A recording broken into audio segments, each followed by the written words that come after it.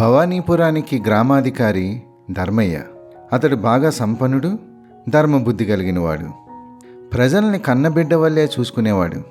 అతనికి బుద్ధి, సబుద్ధి, భలే బుద్ధి అనే 3 కొడుకులు ఉన్నారు. తండ్రి గారాబం వలన వారికి చదువు సంధ్యలు అబ్బలేదు. యవ్వనప్రాయం వచ్చిన అక్షరం ఒక్క రాకుండా ఆటపాటలతో అల్లరి చిల్లరగా తిరిగేవారు. వారిని చూసి ధర్మయ్య బాధపడేవాడు.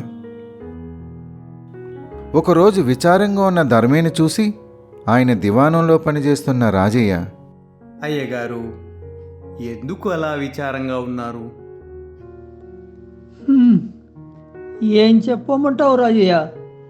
నా పిల్లలదే నాకు దిగులు. ఇంత వయసు వచ్చినా వారికి చదువు అబ్బలేదు. నా తరువాత వారి భవిష్యత్తు ఎలాగా ఉంటుందోనని నా భయం. అయ్యగారు, విచారపడకండి. మన ఊరికి దగ్గరలోనే చిదానంద స్వామీజీ గురుకులం ఉంది.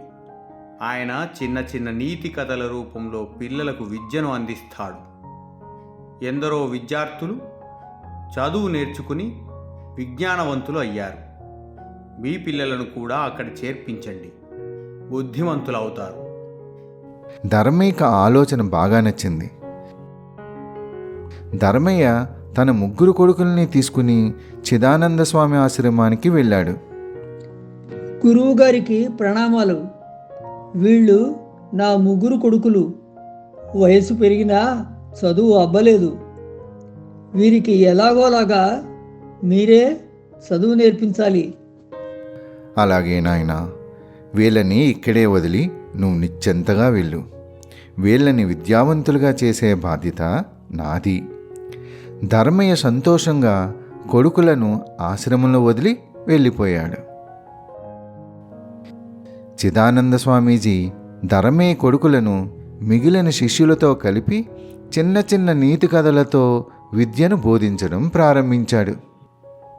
రోజూ నీతి కథలను శ్రద్ధగా వింటున్న ఆ 3లో క్రమక్రమంగా మార్పు రాసాగింది. ఒకరోజు చిదానంద స్వామి ఆశ్రమం బయట ఉన్న రావి చెట్టు కింద అరుగు మీద కూర్చుని శిష్యులతో, నాయనలారా, నిన్న చెప్పిన పద్యాలను కంఠస్థం చేశారా? కంఠస్థం చేశాం గురువుగారు. చిదానంద స్వామి ఒక శిష్యుడిని లేపి, ఏదైనా ఒక పద్యం చెప్పు నాయనా. ఆత్మశుద్ధి లేని ఆచారమదియేల, బాండ శుద్ధి లేని పాకమేల, చిత్తశుద్ధి లేని శివ పూజలేలరా, విశ్వదాభిరామ వినురవేమ. ఈ నీతికి సంబంధించిన ఒక కథ చెబుతాను వినండి. ఒక ఊరిలో ఒక మంచి నీటి దిగువ బావి ఉండేది. ఒకరోజు 3 కుక్కలు పోట్లాడుకుంటూ ఆ బావిలో పడి చనిపోయాయి. ఆ బావి చుట్టూ 3 వ్యక్తులు గుమికూడారు. మొదటి వ్యక్తి, మన ఊరు అంతటికి మంచినీటికి ఈ బావే ఆధారం. ఈ బావిలో నీళ్లు కలుషితమయ్యాయి. ఈ కలుషితం పోవాలంటే ఏం చెయ్యాలి? నా వద్ద పవిత్ర గంగానది జలాలు ఉన్నాయి. ఆ జలాలను ఈ బావిలో కలుపుదాం అంటూ తన చేతిలో ఉన్న పాత్రలోని గంగానది జలాలను బావిలో కలిపాడు. అయినా దుర్వాసన పోలేదు. అప్పుడు 3వ వ్యక్తి, నా వద్ద రకరకాలైన సుగంధాలను వెదజల్లే పువ్వులు ఉన్నాయి.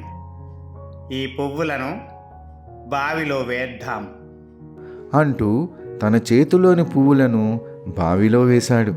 అయినా దుర్వాసన పోలేదు.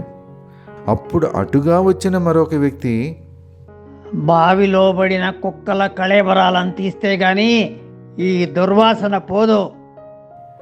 మన మనసులో ఉన్న కోపము, అసూయ వంటి దుర్గుణాలను తొలగిస్తేనే కానీ మనం చేసే ప్రయత్నాలు ఫలితాలనివ్వవు. మంచి సందేశాన్ని చెప్పే కథను చెప్పారు గురువుగారు.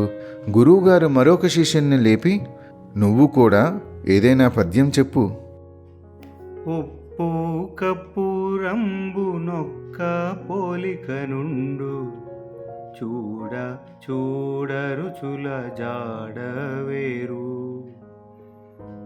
పురుషులందు పుణ్య పురుషులు వేరయా విశ్వదాభిరామ వినురవేమ. నాయనలారా, ఈ పద్యానికి సంబంధించిన నీతి కథను చెప్తాను వినండి. ఉప్పు కర్పూరము రెండూ చూడడానికి ఒకేలాగుంటుంది, కానీ వాటి గుణాలు వేరువేరు. మనుషులందరూ చూడడానికి ఒక్కలాగే ఉంటారు, కానీ అందరూ గొప్పవాళ్ళు కాదు. ఒకప్పుడు ఒక సాధువుని పరీక్షించాలని ఒక వ్యక్తి అనుకున్నాడు. సాధువు గంగానదిలో స్నానం చేసి బయటకు రాగానే ఆ వ్యక్తి సాధువుపై ఉమ్ము వేశాడు. సాధువు చిరునవ్వుతో మళ్ళీ నదిలోకి వెళ్ళి స్నానం చేశాడు. ఆ వ్యక్తి సాధువుపై మళ్ళీ ఉమ్ము వేశాడు. సాధువు మళ్ళీ మౌనంగా నదిలోకి వెళ్ళి స్నానం చేసి వచ్చాడు. ఇలా పలుమార్లు జరిగింది. అన్నిసార్లు సాధువు మౌనంగా స్నానం చేసి వచ్చాడే కానీ ఆ వ్యక్తిని ఒక్క మాట కూడా అనలేదు.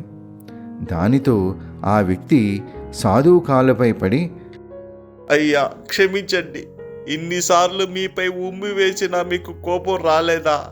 నన్ను తిట్టాలనిపించలేదా? నాయనా, నేను రోజుకు ఒకసారి మాత్రమే పవిత్ర గంగా నదిలో స్నానం చేసేవాడిని. ఈరోజు నీ వలన గంగా నదిలో అనేక సార్లు స్నానం చేసిన పుణ్యం నాకు దక్కింది. అయ్యా, ఇతరులు చేసే చెడ్డ పనుల్లో కూడా మంచిని చూడడం, దయా క్షమాగుణం కలిగి ఉండడం ఉత్తమ సాధువు లక్షణం. మీరు చాలా గొప్పవారు. నాయనలారా, పురుషులందు పుణ్యపురుషులు వేరే ఉంటారు. అదే ఈ కథలోని నీతి. మంచి సందేశాన్ని చెప్పే కథను చెప్పారు గురుగారు. అంతలో ఒక బాటసారి వచ్చి, గురువుగారికి ప్రణామాలు. నేను రామాపురవాసిని. మీ భవానీపురంలో నివాసం ఉండాలనుకుంటున్నాను. ఈ ఊరిలోని ప్రజల మనస్తత్వాలు, గుణగణాల గురించి వివరించి చెప్పండి. నాయనా, ఇది వరకు నీవు ఉన్న గ్రామంలోని ప్రజలు ఎటువంటి వారో చెప్పు. అయ్యా, మా ఊరిలోని ప్రజలు దుర్మార్గులు, మంచివాళ్ళు కాదు. నాయనా, ఈ ఊరిలోని ప్రజలు కూడా దుర్మార్గులే, మంచివాళ్ళు కాదు. అయ్యా, మిమ్మల్ని ముందుగానే అడగడం మంచిదయ్యింది. లేకుంటే అనవసరంగా ఈ ఊరు వచ్చి ఇబ్బంది పడేవాడిని. ఇప్పుడు నాకు ఆ ఊరు అయినా ఈ ఊరు అయినా పెద్ద తేడా లేదు. నేను ఆ ఊరిలోనే ఉంటాను అంటూ వెళ్ళిపోయాడు. కొంతసేపటి తర్వాత మరో బాటసారి వచ్చి, గురువుగారికి ప్రణామాలు. నేను కృష్ణాపురవాసిని. మీ ఊరిలో నివాసం ఏర్పరచుకోవాలనుకుంటున్నాను. ఈ ఊరిలోని ప్రజలు ఎటువంటి వారో తెలియచేయండి.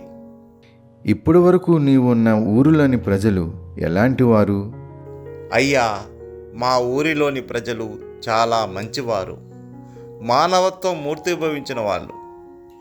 నాయనా, ఈ ఊరిలోని ప్రజలు కూడా చాలా మంచివారు, మానవత్వం కలిగిన వాళ్ళు.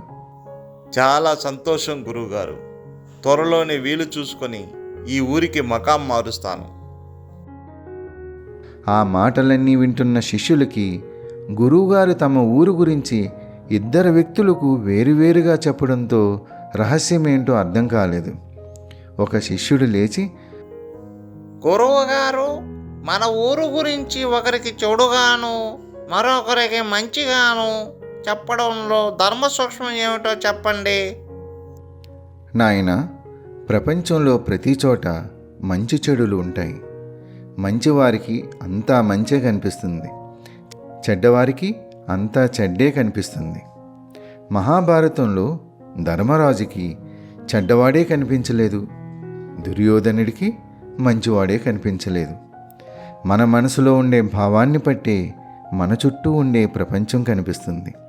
మనం చూసే చూపు, మనం మాట్లాడే నోరు మంచిదైతే మనం ఏ ఊరిలో ఉన్నా ఆ ఊరు మంచి ఊరు అవుతుంది. గురువుగారు చెప్పిన ధర్మ సూక్ష్మం విని శిష్యులందరూ సంతోషపడ్డారు. బుద్ధి, సబుద్ధి, భలే బుద్ధి పేరుకు తగ్గినట్టే చిదానంద స్వామి శిష్యరకంలో బుద్ధిమంతులయ్యారు. తండ్రికి తగిన కొడుకులై మంచి కీర్తి ప్రతిష్టలు పొందారు. మనం చూసే దృష్టిని బట్టే మనం చుట్టూ ఉండే సృష్టి కనిపిస్తుంది. యద్భావం తద్భవతి.